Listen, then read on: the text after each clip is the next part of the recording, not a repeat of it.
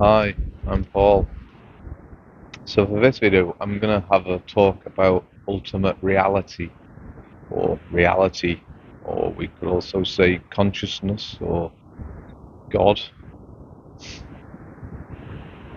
So how can we have a look at what reality is? Suppose firstly we can say consciousness is everything. So there's nothing that isn't consciousness. So this would also include our thoughts. So we could also call this reality. So having thoughts, although some people say are an illusion, are actually still reality. So even if we're having thoughts of something that's clearly not true, so having them thoughts that aren't true are still reality. So how can we decipher the difference between truth and illusion? How can we say that this is ultimate truth and this is only an appearance? You see, it seems that many of us, if not virtually all of us, like to live in our fantasies, live in an illusion. Perhaps there's another way of looking at this. So if I see something, and that's the truth. No, wait. Let's say there's another option of truth and reality. So let's say I see a cat in the distance, and I think it's a dog. And perhaps we can say that this is reality, even though it's not a dog. To me, it would seem to be a dog. But then only when I try to inspect it closer, then it would become a cat.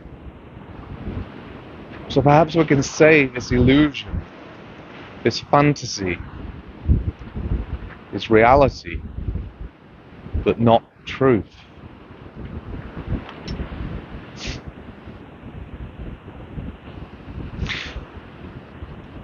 So let's say we're in a scenario, perhaps an angry driver. So you're driving down the road and everything seems to be okay. And perhaps maybe while you're driving you're in this flow state where you're not really putting any thought into driving, but it's as if you're just doing it naturally. And then somebody pulls out on you. And all of a sudden you flick over into some other kind of thought process and you get angry. And then you start saying things like, well, this person shouldn't have done it, and they nearly caused an accident. The truth is they didn't cause an accident, but in your reality they could have. You see, this is drifting away from truth and going into perhaps a story in your head. Maybe you want to justify the fact that it was your superb driving skills that it was the only thing that stopped the accident from happening.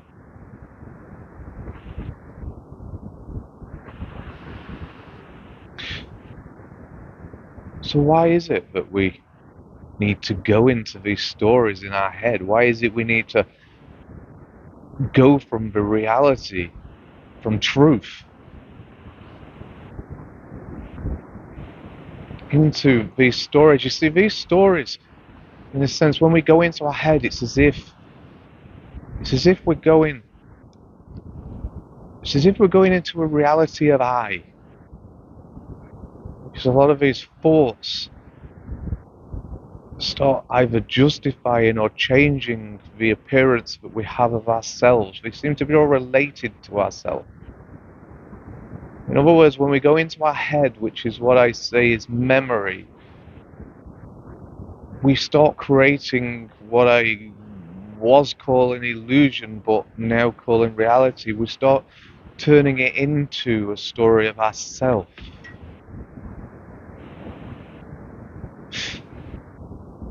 See,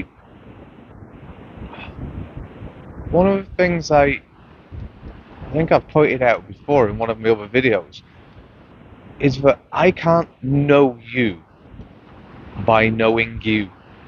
I can't love you by knowing the image that I have inside of my memories of you.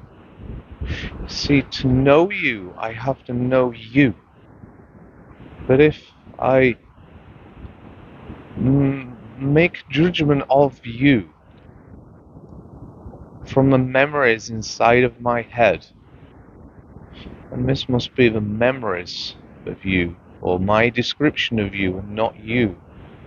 This is kind of like saying the word apple isn't the thing itself. So my memories of you are not you.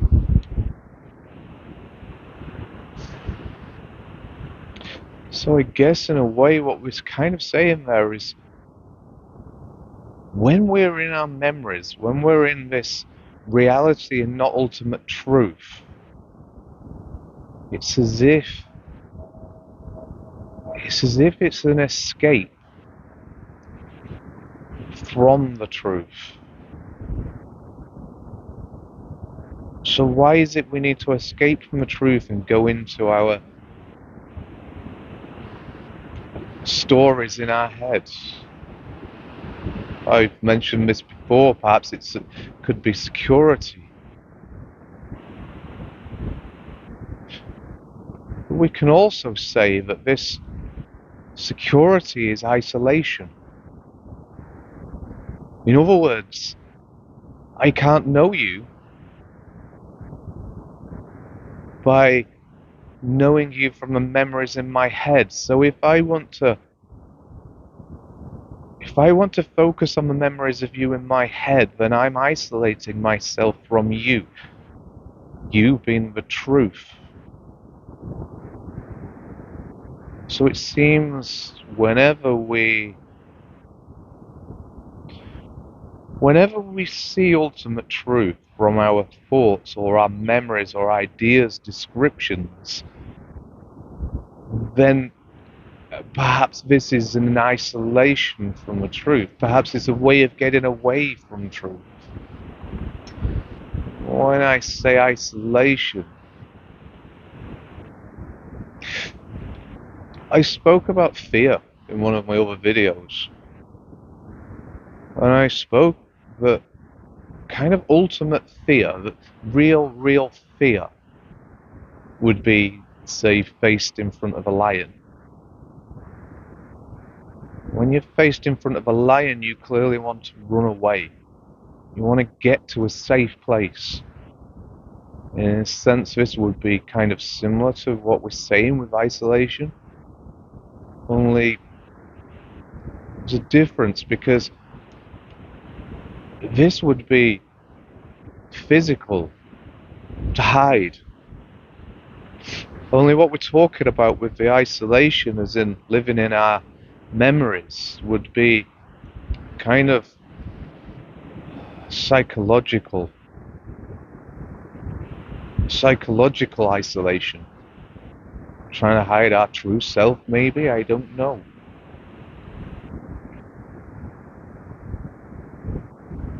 So I guess in this case, if we're saying that when we're in our fantasies or illusions, we're not in the truth, therefore we're isolating ourselves from the truth.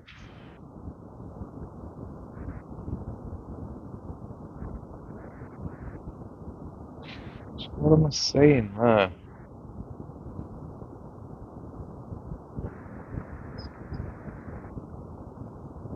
Sure, I'll just carry on talking. So this isolation seems to be to isolate ourselves away from the truth and go into the image that we have of ourselves. So this kind of says, I doubt my true self. I doubt that I am good enough.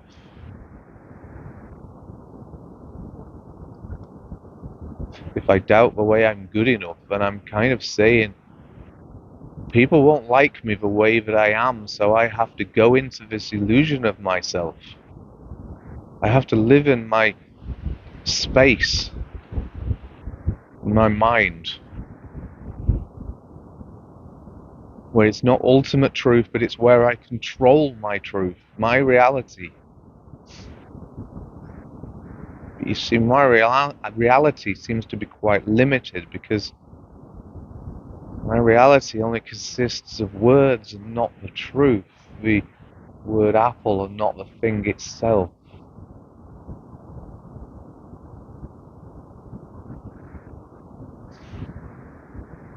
So what can we say reality actually is?